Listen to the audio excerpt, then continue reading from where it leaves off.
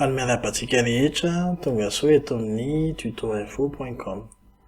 Androany zany tsika dia hianatra ny application Canva satria ilaitsika izy ity amin'ny publicité izay ho ataotsika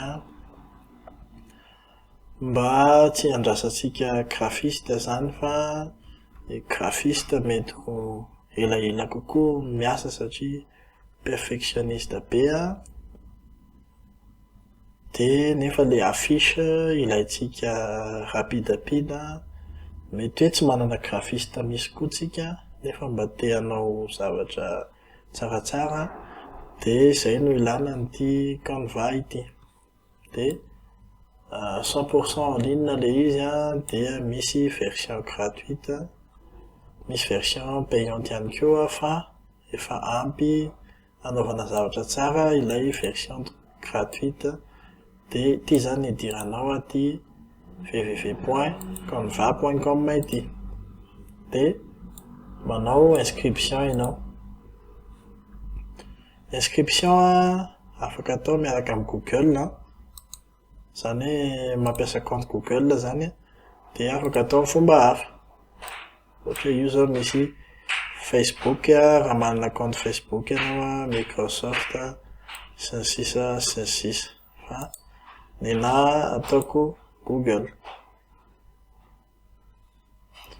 Dia safidy compte iray za moa zany manana compte maromaro dia ataoko an'ity contact les infos utile izy dia continuer.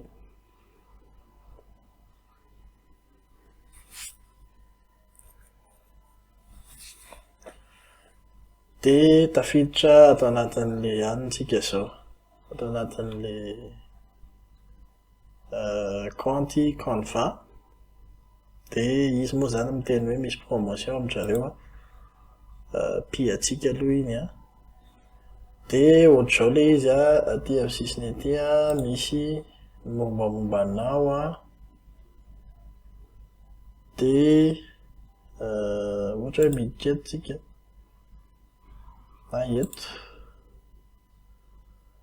dia amin'ny site-in dia afaka manova photo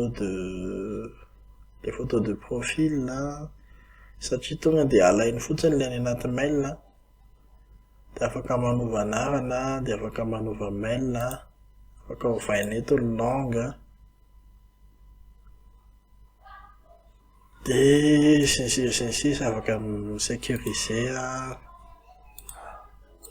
dia afaka mijery ny facturation anao raha ohatra ka nanao paiement ianao zany. Izay zany no azo atao ao dia afaka miverina any amin'ny accueil tsika.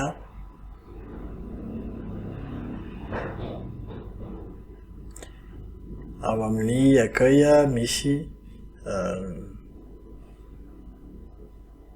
ny asa nataonao ho vitivity, le design récent zany le nataonao farany dia misy proposition maromaro eto fa ho jerentsika amin'ny vidéo manaraka eo.